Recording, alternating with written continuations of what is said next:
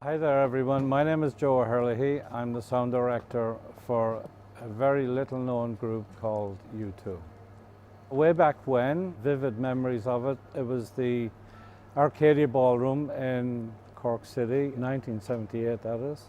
At the time it was like a typical scenario where you'd see support groups come and go and stuff like that, but Bono was very adamant that the two people and the dog in the hall basically paid attention to him, so that was the first signs really of what was to come.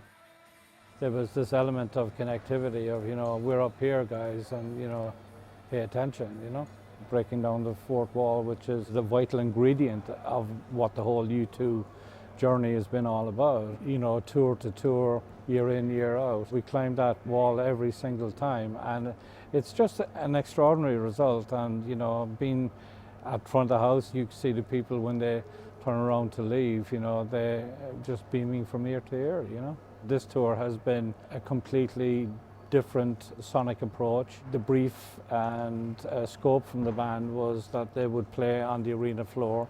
They would play with a main stage, with a runway stage, with an E stage, and as most people have seen, they play inside the screen as well. So from an audio perspective, we could not use the conventional method, which is like your main stage with a PA system left and right of that, because if the band are focused on playing on the E stage and the sound is coming from their position on the main stage, it's dislocation.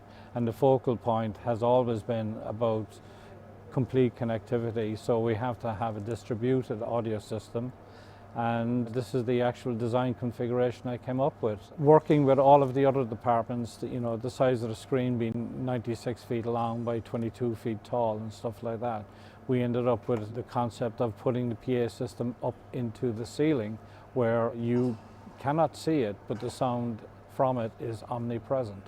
We have pretty much an oval configuration where the speaker system is, there are 12 hangs, vertical arrays of speakers in columns, and what that does is that it gives us a very good distributed audio system, and that covers the entire arena all the way around from the front to the back, left and right. That tracks the entire building, so no matter where you are, you get the perfect image in stereo. It's an absolutely new innovation, to be perfectly honest. When I developed the sound design for this, I had never thought about where we would put front of house, because it doesn't matter where you go, you have the same sound, because the sound is achieved in an omnipresent manner.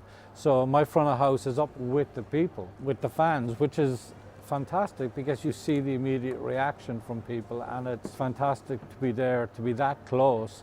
And at the same time, people tell you if they like it, and they certainly tell you if they don't like it. The new songs have been extremely challenging from the onset of all of this. I find that they develop their own character as we go, as the tour has progressed. And now they're songs that sit equally as well with all of the entire back catalogue and the integration in the story that's been told. And across the entire tour, these songs have developed their own characteristic U2 stamp on them that's developed even further from the studio version. I love songs like Bullet to Blue Sky because that takes me back to my sort of guitar, bass and drum, my pedigree as such, going back to Rory Gallagher days. It's just, when Edge is like, it's Jimi Hendrix, it's all of that. And it just gives me a shiver every time, The home audiences, we've been waiting for this for the last 9 months, and it's just been incredible. Coming into Belfast was fantastic. I mean, being back in the homeland, as I say, and you could see that, U2 in Ireland is just such an incredible thing. The Dublin shows, we're on our last night tonight, and they've just been wonderful. When you get the fan from next door hollering abuse at you, which is what it's all about in your homeland. The show on Tuesday night here in Dublin was like, the hair on the back of my neck was like standing on end, and that Shiver, 40 years on, is the same as it was first day, and that's what it's all about. Hi, I'm the small fat guy with the beard. This is what I do.